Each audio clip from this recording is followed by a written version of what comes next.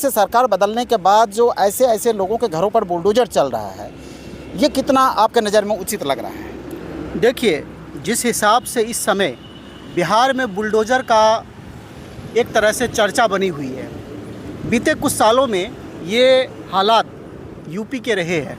उत्तर प्रदेश में जो योगी सरकार, जब योगी मुख्यमंत्री जी बने, तो योगी जी का जो पहला एजेंडा था वो यही था कि विरोधियों को अपने बुलडोज़र से दबा देना है।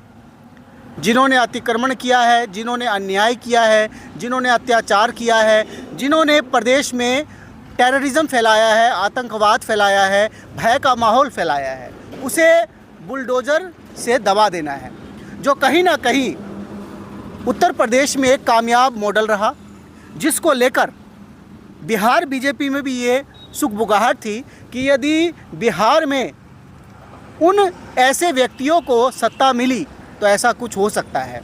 और जब सम्राट चौधरी, जिन्हें चुनाव के समय इतना ज़्यादा ट्रोल किया गया, फिर वो चाहे प्रशांत किशोर के द्वारा किया गया हो, विपक्ष के द्वारा किया गया हो, कहीं ना कहीं जब सम्राट चौधरी को गृह मंत्री का विभाग मिला, ये वही गृह विभाग है जो 20 साल से नीतीश कुमार के पास था। इस बार ये विभाग मिला है सम्राट चौधरी को, और सम्राट चौधरी ने पूरी तरह से दिखा दिया है कि बिहार में आने वाले सालों में क्या होने वाला है। ये तो तय है कि लगातार ज़मीन का मुआयना हो रहा था, पैमाइश हो रही थी, सभी को कहा जा रहा था कि अपनी ज़मीन को ऑनलाइन करिए। चलिए, वहाँ तक ठीक था, लेकिन जिस तरह से इस समय बिहार में बुलडोज़र चल रहा है, कहीं ना कहीं एक तरह से देखा जाए तो इसके दो पहलू है।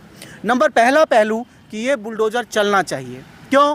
क्योंकि बिहार में जिस तरह का अतिक्रमण है, फिर चाहे वो रोड पर अतिक्रमण हो, चाहे मार्केट में अतिक्रमण हो, या जो तटबंध है, तटबंध के ऊपर जो अतिक्रमण हो, या बहुत सारी ऐसी जगह पर अतिक्रमण है जिसने कहीं ना कहीं बिहार की सुंदरता को आज कह सकते हैं हम शर्मिंदा कर दिया है।